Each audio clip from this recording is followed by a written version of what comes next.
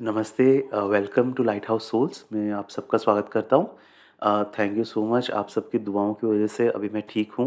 मुझे कोविड हो गया था एंड एक हफ्ता बहुत थोड़ा डिफ़िकल्ट गया था हमारे सबके लिए, बट नाउ इट्स बेटर। तो आज मैं स्टार्ट कर रहा हूँ। ये बुक है the miracle of mindfulness by Buddhist monk Thich Nhat Hanh. Thich Nhat Hanh अभी लास्ट वीक ही पास्ट अवे। बट उनका जो मैसेज है, बहुत मेरी लाइफ में उन्होंने चेंज लेके आए हैं और उनका मैसेज बहुत ज़्यादा पावरफुल है। एंड मेरा सिर्फ ये उतना काम है कि इस ये मैसेज उनका वेस्ट नहीं जाना चाहिए।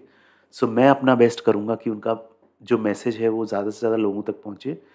तो उस दिशा में मैंने ये बुक का रिव्यू मैं स्टार्ट कर रहा हूँ। मेरी जो भी लर्निंग्स है इस बुक से, बहुत ही अच्छी बुक है अगर आपको माइंडफुलनेस सीखना है एज अ बिगिनर या इवन अ सीजन प्रैक्टिशनर।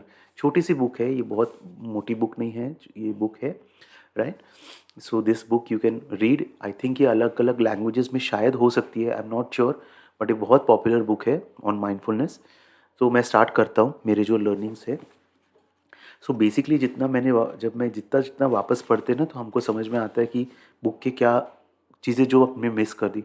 तो एक्चुअली ये बुक बुक नहीं है, ये बुक एक्चुअली एक लेटर है जो वियतनामीज़ में लिखा गया था। थिक नाट हान जो है बुद्धिस्ट मॉन्क, वो वियतनामीज़ हैं। मैं हैं बोलूँगा बिकॉज एक्चुअली वो भले ही अभी हमारे साथ नहीं है, लेकिन उनकी प्रेजेंस हमेशा हमारे सबके साथ में है। सो थे उनको बोलते हैं, जो उनका प्यारा नाम है, फ़ॉन्ट नेम। थे वियतनामीज़ में टीचर बोलते हैं, तो थे वियतनामीज़ हैं। तो उनकी जो ब्रदर क्वोंग को उन्होंने लिखा था ये लेटर, और ये लेटर इतना पॉपुलर हो गया दैट ये लेटर का बाद में बुक बन गया, ठीक है। और बहुत मिलियंस ऑफ लोगों ने इस बुक को सराहा है। सो सो यहाँ पे जस्ट इम्पोर्टेंट पॉइंट्स मैं बोलता हूँ कि हमारे ट्रू एनिमीज़ जो हैं वो इंसान नहीं है। ये एक्चुअली वॉर के टाइम पे उन्होंने लिखा था, जो उनके साथी थे जो वॉर में लोगों की हेल्प कर रहे थे उनको। तो उसमें एक चीज़ बहुत अच्छा था कि ये जो सही में जो हमारे शत्रु हैं वो हमारे एनिमीज़ लोग नहीं हैं, बट कि जो आइडियोलॉजी है, जो हेट्रेड है, इग्नोरेंस है, वो है। तो जैसे महात्मा गांधी ने बोला था कि पाप पाप से घृणा करो, पापी से नहीं, ठीक है। तो हमारा काम है माइंडफुलनेस के थ्रू ये जो हमारे अंदर के एफ्लिक्शंस हैं, हमारे अंदर का गुस्सा है, डर है, पेन है, उसको ख़त्म करना। वो कल्प्रिट है, न कि वो इंसान, बिकॉज वो इंसान तो सफ़र कर रहा है, ठीक है।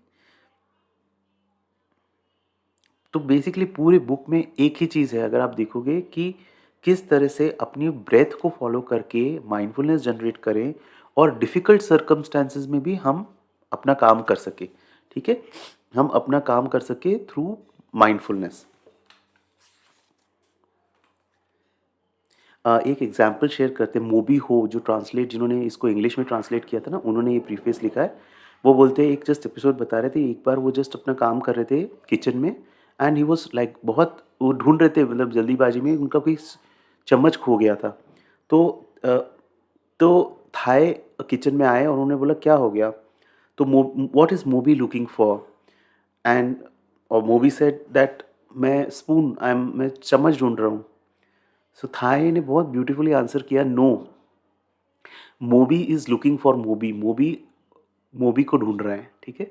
तो हम क्या करते हैं ना, हम लाइफ में ना इतनी सब चीज़ों में अटक जाते हैं एंड लाइक अभिनव इधर उधर उधर ढूंढते ढूंढते ढूंढते चीज़ों में अटक गया है। अभिनव ने अभिनव को खो दिया है। तो जब अभिनव अपना पेन या अपनी डायरी या अपना बुक या अपना कीज़ माइंडलेसली ढूंढ रहा है, तो एक्चुअली अभिनव उस की को नहीं ढूंढ रहा है, अभिनव अभिनव को खोज रहा है। अभिनव उस अभिनव को ढूंढ रहा है जो लॉस्ट हो चुका है। आप देखो, अगर समझ पाओगे तो ये बहुत ही ब्यूटीफुल डिफरेंस है कि जो भी काम करो दिन भर में, सब करना है, करना तो है ही ना, एज अ हाउस होल्डर हमको सबका, बट उसमें खुद को खोना नहीं है। वो सबसे बड़ा चीज़ है।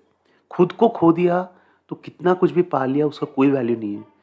खुद को नहीं खोते हुए कोई भी काम किया ना, तो आपको कुछ और चीज़ की ज़रूरत नहीं है, बिकॉज पीस इस मोमेंट में है जब आप खुद के साथ हो। पीस कब चला जाता है, जब हम खुद का साथ छोड़ देते। सॉरी, अभी मेरा जस्ट पूरा रिकवरी नहीं हुआ है, तो थोड़ा सा ये सब है। ओके, आगे बोलते हैं। मोबी हो को बोला गया था जब ये बुक को ट्रांसलेट कर रहे थे कि पूरी माइंडफुलनेस में रह के ये बुक ट्रांसलेट करो, ठीक है? बिकॉज़ देखो, वो जिस एनर्जी से आप काम करते हो ना, वो एनर्जी दूसरे लोग सेंस कर पाते हैं, ठीक है? एक सेक्रेडनेस या जिस एनर्जी के साथ आपने जो काम किया है ना, इसलिए हम पूजा करते हैं। क्यों हमको पूजा में इतना अच्छा फ़ील होता है? क्यों सबको इतना अच्छा फ़ील होता है? बिकॉज़ हम पूजा पूरे सेक्रेडनेस के साथ करते हैं। तो हर छोटे-छोटे काम को भी हम एक पूजा बना सकते हैं। इसमें लिखा है कि my awareness of the feel of pen and paper, awareness of the positions of my body and of the breath enabled me to see most clearly the mindfulness with which three, मतलब Thai ने जितना mindfully ये letter लिखा है, उतना जब मैंने उसको ट्रांसलेट करते वक्त मैं खुद माइंडफुल रह के with awareness of that pain, जिस पेन को मैंने पकड़ा हुआ है, मेरी ब्रीथिंग को, और जो मैं लिख रहा हूँ उसको, I could feel the mindfulness with which थे।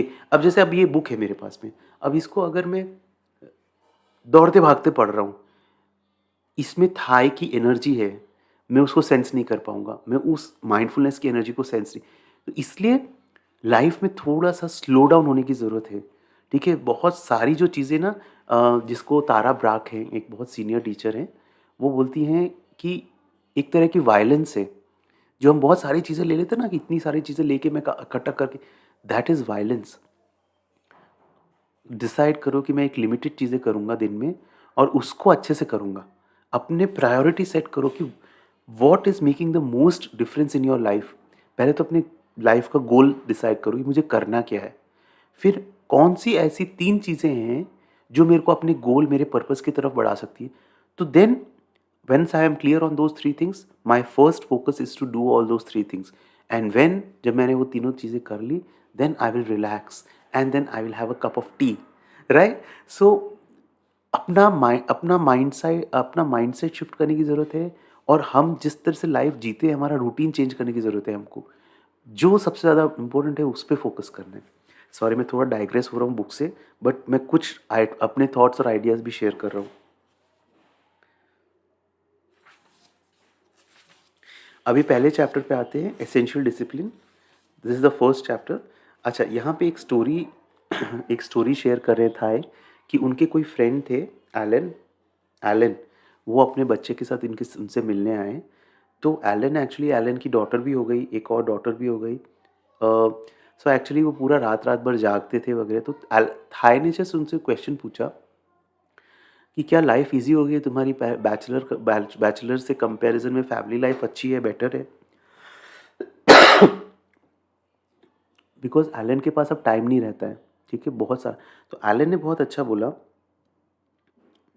कि पहले मैं ये सोच सोच के चलता था कि ये मेरे टाइम का हिस्सा मेरे लिए, ये टाइम का हिस्सा मेरे वाइफ के लिए, ये टाइम का हिस्सा मेरे बच्चे के लिए, ठीक है, ऐसा करके डिवाइड करके चलता था। बट अब एलन ने क्या करना स्टार्ट किया है, एलन उस टाइम को डिवाइड नहीं करता है, ठीक है। एलन ये सोचता है कि जोई या स्यू, उसकी वाइफ, बच्चों के साथ जो टाइम स्पेंड करता है, उसको भी वो अपना टाइम ही मानता है। बेसिकली क्या करता है, वो जो काम करता है उसमें पूरी तरह से कॉन्शियस होकर काम करता है, ठीक है। सो वो ऐसा नहीं कि मैं कोई चीज़ किसी दूसरे के लिए कर रहा हूँ एंड वो इसलिए कर रहा हूँ बिकॉज वो ख़त्म होगा तो मुझे मेरा टाइम मिलेगा, नहीं। सारा ही टाइम मैं अपना टाइम ही मानता हूँ, और हर टाइम में मैं अवेयर और कॉन्शियस होकर वो काम करता हूँ। तो उससे होगा क्या कि अगर मेरे लाइफ में ये ग्रज है कि मेरे को खुद के लिए टाइम नहीं मिलता, तो मेरे पास मेरे 24 आवर्स हैं। मतलब मैं वर्क प्लेस पे भी काम कर रहा हूँ, अगर मैं कॉन्शियसनेस और प्रेजेंस के साथ में काम कर रहा हूँ, तो वो भी मेरा खुद का टाइम है। प्रॉब्लम कहाँ होती है, जब मैं ये सोचता हूँ कि ये मेरा टाइम है, ये मैं तेरे लिए काम कर रहा हूँ, और जो तेरे लिए जो मैं काम कर रहा हूँ वो जल्दी जल्दी ख़त्म करूँगा बिकॉज फिर मेरे को मेरे लिए टाइम मिलेगा। और वो क्या होता है, वो दूसरे के लिए टाइम करते करते इतना थक जाते हैं कि जब आपका खुद का टाइम आता है करने का, एंजॉय करने का, खुद का मी टाइम आता है, वो आप एंजॉय नहीं कर पाते। तो बेसिकली यहाँ पे ये बोला है, the time for them becomes my own time, the remarkable thing is that now I have unlimited time for my self. ये थोड़ा सा आप इसमें देखो, आप अपनी लाइफ में किस तरह से इसको चेंज कर सकते हो। वर्क लाइफ बैलेंस जिसको बोलते हैं, ठीक है, जो हम कंपार्टमेंटलाइजेशन करते हैं उसको हटा के हर टाइम को मेरा खुद का टाइम मान के अगर मैं करता हूँ, अपना प्रेजेंस खोने मत दे जो भी काम करे उसमें, तो आप देखो उसको आप अप्लाई कर सकते हो अपने लाइफ में, ठीक है। ये सब एक्सपीरियंस की बातें हैं, ये सब नहीं कि कोई मैं बात बोल रहा हूँ एंड इट हैपेंस। आप अपनी लाइफ में थोड़े से ये चेंजेस करके देखो, right. Then comes very important, washing the dishes to wash the dishes. इसमें थाई बोलते हैं कि जब हम बर्तन धोते हैं तो हमको सिर्फ बर्तन धोना हमारा काम होना चाहिए लाइफ में, ठीक है। Why washing the dishes one should completely be aware in, you should be completely, आप पूरी तरह से अवेयर होने चाहिए कि मैं इस समय बर्तन धो रहा हूँ। आपको थोड़ा शुरू शुरू में थोड़ा सा ऐसा लग सकता है कि ये क्या पागलपन है, ठीक है, बट हम इस छोटी सी चीज़ को क्यों स्ट्रेस दें।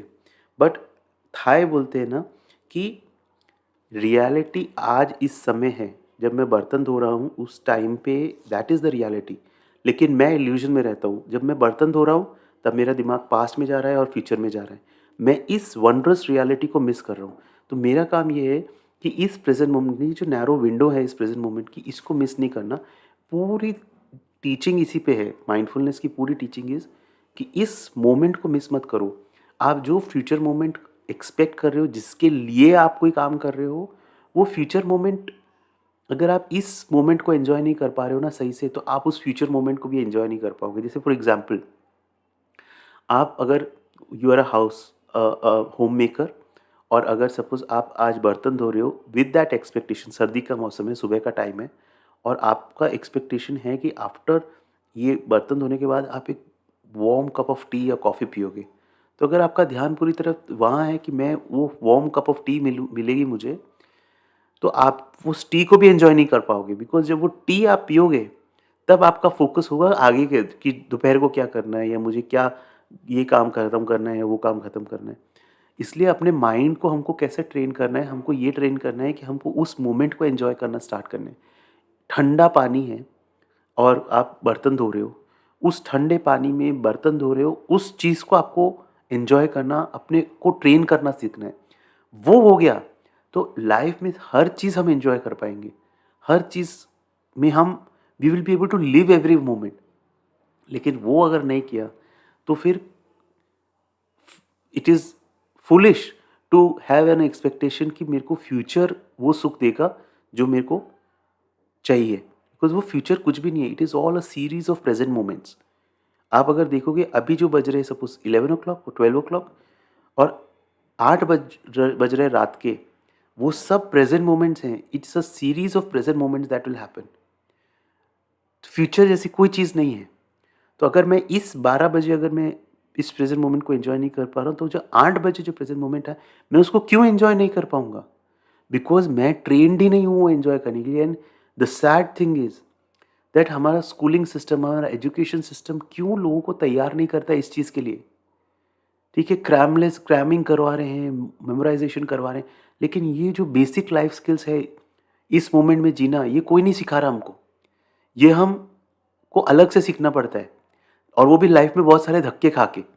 Then we have that realisation कि नहीं, अगर मैं इस मोमेंट में जीना स्टार्ट करूँगा, तो लाइफ़ मेरी कैसी भी हो, मैं खुश रह सकता हूँ। बट इतना धक्के खा के 40 साल में आके ये सीखना, उससे अच्छा हमारे बचपन में बच्चों को क्यों नहीं सिखाया जाता ये सब चीज़? Okay, cup in your hands. So basically यहाँ पे सेम चीज़ है।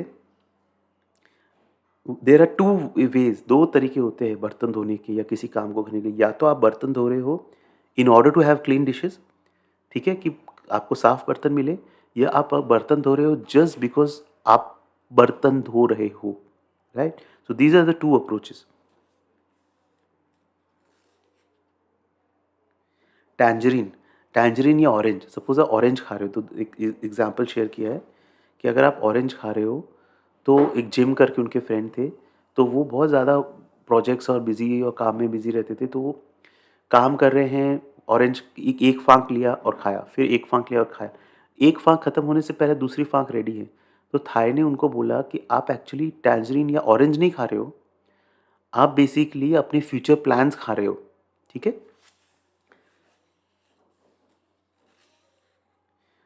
थाई ने बोला you ought to eat the tangerine section you already taken, ठीक है। थाई ने उनको बोला थाई ने उनको बोला कि उस ऑरेंज के अलग अलग सेक्शन है, अलग अलग पार्ट्स है, जिसको फांक बोलते हैं हम लोग हिंदी में। अगर आप एक फांक को सही से खाते हो ना, आप एक तरह से पूरा ऑरेंज खा सकते हो। लेकिन अगर आपने उस एक फाँक को सही से नहीं खाया ना, तो आप 1 ऑरेंज क्या आपके सामने 5 ऑरेंज भी होंगे ना, आप पेट में चले जाएँगे, आपको पता भी नहीं चलेगा। ठीक है? तो ये करके जिम को समझ में आया कि वो कहाँ मिस्टेक कर रहे हैं। तो उन्होंने फिर धीरे से अपना फ़ोकस के साथ उस स्लाइस को देखा, उसको खोला, उसको खाया, माउथ में रखा, टेस्ट फ़ील किया एंड देन दूसरा स्लाइस लेने से पहले वापस थॉटफुली उस स्लाइस को निकाला। तो ये बहुत मैटर करता है। This is practice of mindfulness. ठीक है? लेटर ऑन जब जिम प्रिज़न गए, उनको कुछ प्रिज़न का काम था, वॉर में अगेंस्ट द वॉर कुछ ऐसे एक्टिविटीज़ उनको करनी थी, उसके लिए प्रिज़न जाना पड़ा, तो थाई थोड़े चिंतित हो गए। तो उन्होंने बोला, उन्होंने एक छोटा-सा लेटर लिखा जिम को कि तुमको याद है जो ऑरेंज तुम खा रहे थे, जब हम साथ में थे, अभी तुम वहाँ पे हो, उस प्रिज़न में हो, तो उस प्रिज़न में भी ऐसे सोचो कि वो टैंजरीन खा रहे हो तुम, वो ऑरेंज खा रहे हो। Eat it and be one with it, tomorrow it will be not no more. देखो लाइफ में ये चीज़ समझनी चाहिए, समझने की है, आज जो हम लाइफ में एक्सपीरियंस कर रहे हैं ना, कल वो एक्सपीरियंस नहीं होगा।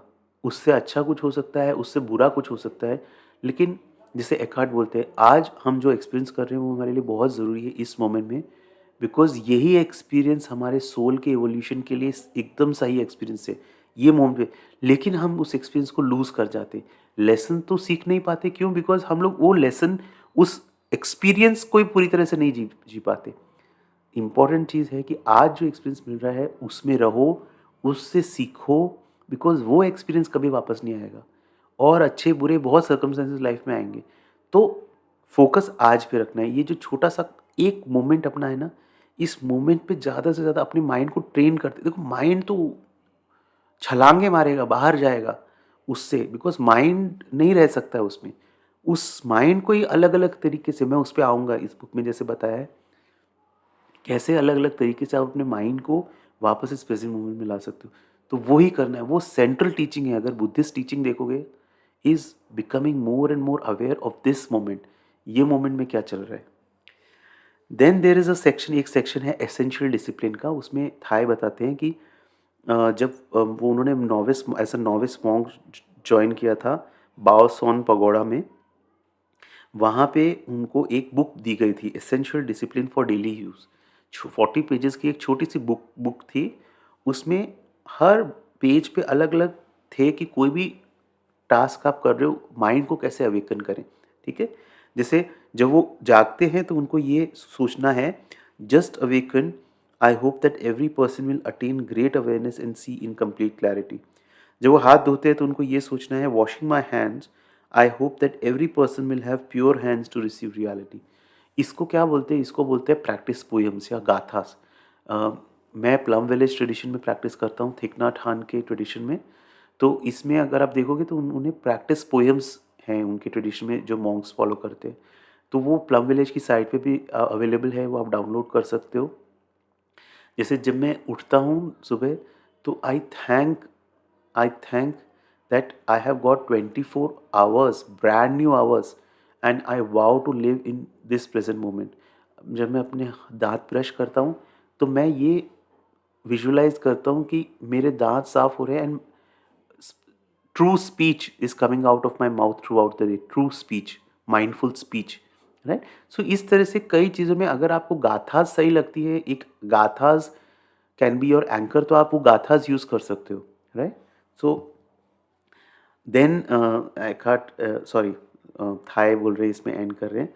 सूत्रा ऑन माइंडफुलनेस, जो आनापानसति सूत्र के बारे में बोल रहे हैं, sutra on mindfulness. In the sutras, the Buddha usually teaches that one should use one's breath in order to achieve concentration. The sutra which speaks about the use of your breath to maintain mindfulness is the Anapansati Sutra. The sutra on mindfulness says, when walking, जब हम चल रहे हैं, practitioner aware होना चाहिए, conscious होना चाहिए कि वो चल रहा है। जब बैठा है, प्रैक्टिशनर ये अवेयर होना चाहिए कि वो बैठा है। जब लेटा है तो प्रैक्टिशनर अवेयर होना चाहिए कि वो लेटा है। जो भी पोजीशन में बॉडी है, प्रैक्टिशनर उस बॉडी के प्रति कॉन्शियस होना चाहिए। जैसे प्रैक्टिशनर ये प्रैक्टिस करेगा, the practitioner lives in the direct and constant mindfulness of the body. But सिर्फ बॉडी का माइंडफुलनेस का इज़ नॉट इनफ। हमको उस हर ब्रेथ के प्रति भी कॉन्शियस होना है, हर मूवमेंट, हर थॉट और हर feeling, everything which has a relation to ourselves, ठीक है? And Thay leaves with the final question कि ये सब बोलना बहुत आसान है कि इस सूत्र के इंस्ट्रक्शन को कैसे फॉलो करें? कैसे टाइम निकालें इस माइंडफुलनेस के लिए? अगर पूरा दिन माइंडफुलनेस प्रैक्टिस करेंगे, तो कैसे टाइम बचेगा कि दूसरा चीज़ें करने का? एलन का एग्ज़ाम्पल देते हो, एलन कैसे काम करेगा? एलन कैसे जोई को पाठ पढ़ाएगा? एलन एना के डायपर्स कैसे चेंज करेगा? और माइंडफुलनेस साथ में कैसे प्रैक्टिस करेगा? तो थाई ब्यूटीफुली लीव्स एक एंड में एक क्वेश्चन के साथ लीव करते हैं, एंड देन इन आगे के चैप्टर्स में हम देखेंगे कौन से अलग-अलग वेज़ है जिससे हम डे टू डे काम करते वक़्त भी अपना माइंडफुलनेस रख सकते हैं, माइंडफुल रह सकते हैं। तो आई होप ये आपके लिए यूज़फुल रहा हो। अपनी एक लर्निंग जो आपको मिली हो इस वीडियो से उसको कमेंट सेक्शन में शेयर कीजिए। ये बुक है मिरेकल ऑफ माइंडफुलनेस, इसका मैं लिंक भी नीचे शेयर कर दूँगा। और मैंने एक फ़ेसबुक ग्रुप क्रिएट किया है।